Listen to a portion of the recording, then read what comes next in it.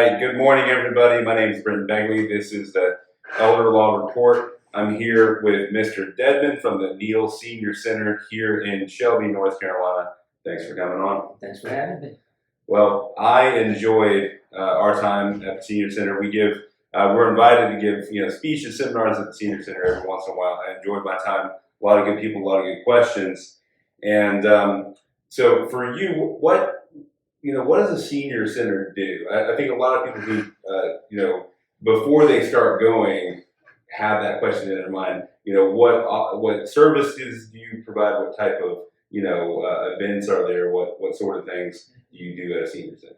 Well, a lot of people have the misconception that we are a retirement home or a nursing home, which we're not.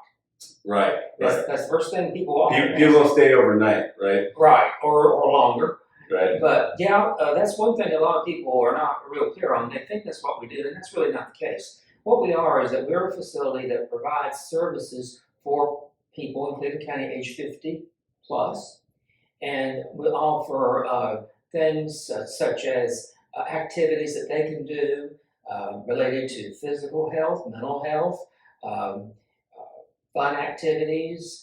We also have seminars and presentations like what you present over there at the Senior Center. We also have several services, including Meals on Wheels. We have a food pantry, an incontinence supply program.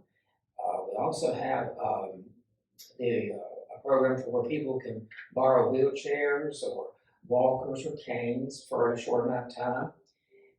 So we have just a lot of different things that's open to the Senior Center, the senior citizen of Cleveland County. Okay.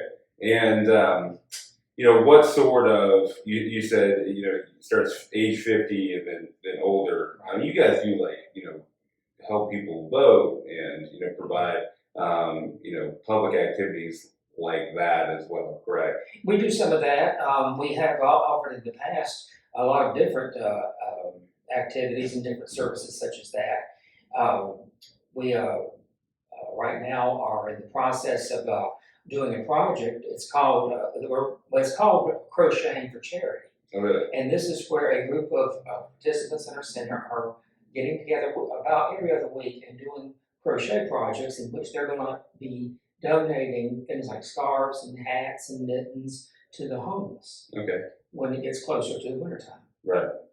So we'll be doing that, and then we also will, like I say, we do all kinds of seminars that are related to things related to a senior. For example, like we talked about before, about how to write a will. Right. We've done one on stress management, eating healthy as an older person. Right. Because our appetite changes as we get older. Right. How to economize and manage your money, which is a thing a lot of seniors have trouble doing. Well, I can imagine you retire, you start to live off a fixed income, maybe Social Security, maybe you have a pension, that sort of thing, and it just changes. You're used to getting that paycheck, maybe being able to work more hours to make ends meet, and now you got that fixed. You can't go any more than that unless you go pick up a shift at England or something. Yeah, this is true, and so that's one thing we see a lot of seniors run into is the fact that they're not really sure about how to make the ends meet and how to manage their money so that they don't have to sacrifice the free time they work so hard to get to do something they don't necessarily want to do, and that's go back to work. Right. So I've been to the Senior Center a few times to give a couple of seminars, and every time I've noticed that there's heavy participation. I mean, a lot of people there and a lot of good engaging questions. What sort of group do y'all have at the Senior Center? What's the vibe, if you will? What's the culture, and what are the people like? Well, the activities that we offer are geared toward seniors, and they can be some of them are geared to just women, some are men and women. Okay. Now, all of our activities are basically open to anybody age 50 plus, and it's regardless of your marital status, regardless of your age, as long as you're at least 50, and your economic background doesn't make any difference either. Right. You can still come and participate. All of our activities we have, and we publish a sheet every month of all the activities we have going on. And that includes all of our arts and crafts classes, all of our exercise groups, special groups that meet. And some of the classes do have a charge, depending on what it is. Like some of your art classes do have a charge. You have to provide your own materials, Right. and then pay a gratuity. But now there are also some activities we have that don't have any charge with it at all. And you can just come in and take it. And anybody, like I say, age 50 plus can come up to the center and participate. Now we do have a one activity in which you can pay $50 a year, and that would give you a membership, and it's called the Gold Card Club. Oh, nice. And then for if you pay for that each year, that enables you to be able to take part in our special event that we have every fall, in which it's a combination entertainment, dinner, and entertainment package, and then you can come free. Awesome. So we have all those different things. And like I said, we've got activities ranging everything from arts and crafts to self-improvement activities to card games, board games, exercise, just all different sorts of activities. I tell people when you come up to the senior center, you will not be bored. Right. Well, one thing I've noticed is when you go there, it seems like a really good place to meet new people, network. Right. You know, we hear all the time as we're growing up in business and jobs, hey, you got to network, you got to get out there, that sort of thing. How important is networking after age 50? Well, I would say it's still very important because, you know, a lot of people have the impression that when you retire and you're older, that there's no need for that. Well, we tell people the opposite, because we tell people that once you reach a certain age, that it's important to stay busy and stay active. It's when you go home and sit down and do nothing, that's when things start to fall apart. That's when people's health starts deteriorating, mental and physical. Right. And so we tell people that the things we offer at the Neal Center enable them to not only stay busy, stay active, stay focused, but they can meet new people, make new friends, and then also learn about some things that can help make their life better. Right. For example, we mentioned about the different seminars we offer. We have mentioned about the different activities we have. And so then by meeting other people, that can certainly expand your social circle a lot, enable you to be able to get out and do more and meet more people and do more things. Because like I say, it's when you go home and sit and do nothing, that's when most people's health deteriorates. Well, no one teaches you how to retire. No. And we're taught how to work, we're taught skills, we're educated, but no one teaches you how to retire and what to do in those years. And you want to spend them not only fruitfully and not only with family, but in a way that you're still always improving. Right. And I always try to break up my own days, my own life, with a certain percentage of, hey, this is how much you're going to put work in. This is the leisure time. This is time for self-improvement.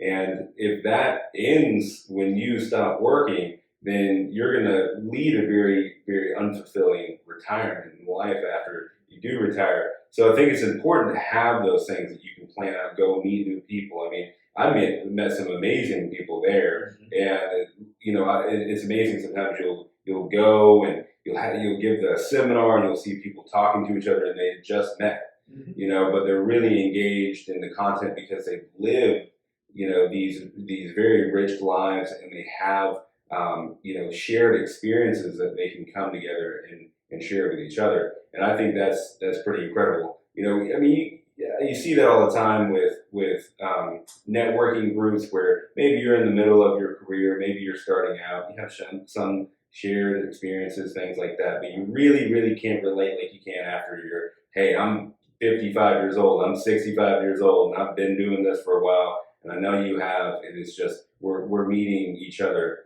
at the same place in life. Yeah, and see, the thing is that a lot of times, there are times where people retire, they have no backup plan. Right. They just think, okay, good, I'm going to retire, then I don't have to answer anybody, I can do whatever I want. Well, then a lot of times people are bored. Right. And I've even heard of people who retired who are so bored after that, they go back to work. Yeah, I see it all the time. Actually, you have people sitting down in this very conference room, And we're talking about planning for retirement. They come back later on. They say, "Hey, I picked up a part-time job just because I didn't know what it was going to be like." Right. And then retirement, I would say, is not for everybody. Right. Because I know people who are well in their 70s and 80s that still work. Right. And they do that by choice. Right. Well, I plan on never retiring, just working till I fall over dead one day. Well, that's what a lot of people feel. And see, the thing too is that in our society, Americans are living longer. Right. So that means that people are able to work longer. Right. So you always hear about the magic number of 65 being able to retire. That's of course, as you know, they're encouraging people to work later. Right. So that's happening more and more because of the fact that people are now living longer. They don't have to retire as early unless, of course, there's a medical need or something like that. Exactly. Yeah. Right. Yeah. So if you're going to live longer, you need to plan to make your life fulfilling even after you stop working. Right, and have something ready to take over.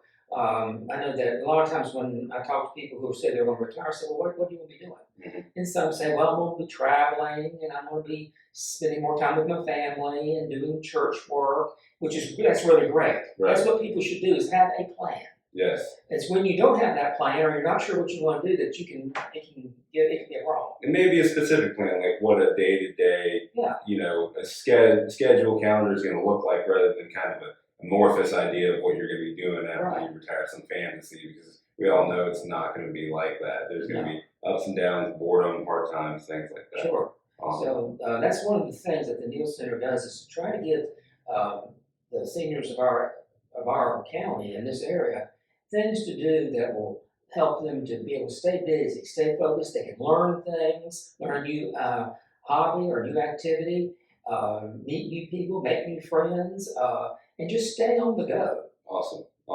Well, I think that's amazing. It's really awesome what you do at the Senior Center, what staff at the Senior Center does. I really enjoy being there, and I know all the people that do go there have a great time. You see the same faces show back up. Oh, yeah.